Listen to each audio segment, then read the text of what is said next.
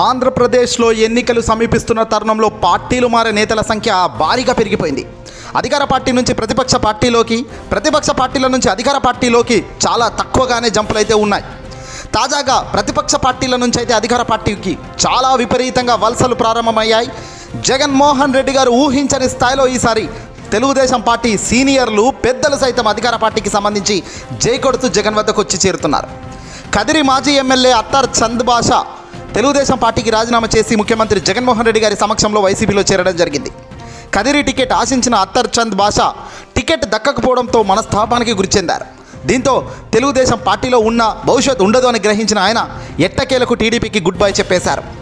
టీడీపీలో ఉంటే రాజకీయ భవిష్యత్తు ఉండదని భావించిన ఆయన పార్టీ మారాలని నిర్ణయించుకున్నారు.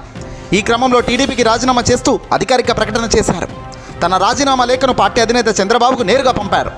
ఆ వెంటనే ఆయన మేమంతా సిద్ధం సభ బస్సు యాత్ర సందర్భంగా వచ్చిన జగన్ వద్దకు వెళ్ళి వైసీపీలోకి తీర్థం పుచ్చుకున్నారు. పార్టీ కండువా గప్పి చంద్ బాషాను ముఖ్యమంత్రి జగన్ భుజం తట్టి పార్టీలోకి ఆహ్వానించడం జరిగింది.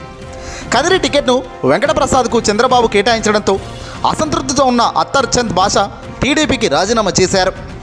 వైసీపీలో చేరిన బాషా టీడీపీ అధినేత చంద్రబాబు నాయుడుపై చాలా తీవ్రమైన విమర్శలు చేశారు.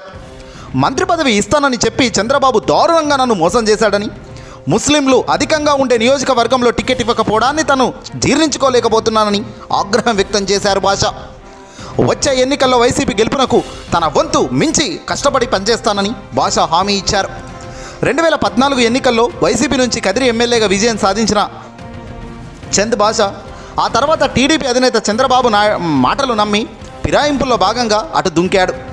2019 ఎన్నికల్లో టీడీపీ నుంచి పోటీ చేసిన ఆయన వైసీపీ అభ్యర్థి సిద్ధారెడ్డి చేతిలో దారుణంగా ఓడిపోయారు. మళ్ళీ ఇప్పుడు తప్పు తెలుసుకొని తిరిగి జగన్ వద్దకు రావడం విశేషంగా తెలుస్తుంది. ఎవరైతే గతంలో జగన్ను వదిలి వెళ్ళారో, జగన్ గెలిచినాక కూడా పార్టీ ఫిరాయింపుల్లో భాగంగా చంద్రబాబు చెప్పిన మాయమాటలను నమ్మి జంపు కొట్టారు, తిరిగి చెంపదెబ్బ మాదిరిగా మళ్ళీ వచ్చి జాయిన్ అవుతున్నారు. సొంత గూటికి తాను వచ్చినందుకు ఆనందంగా ఉందని, గతంలో తాను చేసిన తప్పును కూడా జగన్ చూడకుండా నన్ను గొప్పగా నాకు మళ్ళీ అవకాశం ఇవ్వడాన్ని జగన్మోహన్ రెడ్డి గారి గొప్ప మనసుకు ఇది నిదర్శనమన్నారు బాషా. నమ్మిన బంటుగా నమ్మినందుకు పార్టీలో ఇక ముందు మంచి సేవలు అందిస్తానని చెప్పారు బాషా. ఏదేమైనప్పటికీ కూడా తాజాగా ఈ బాషా కొట్టిన దెబ్బకు గిలగిలా కొట్టుకుంటుంది టీడీపీ.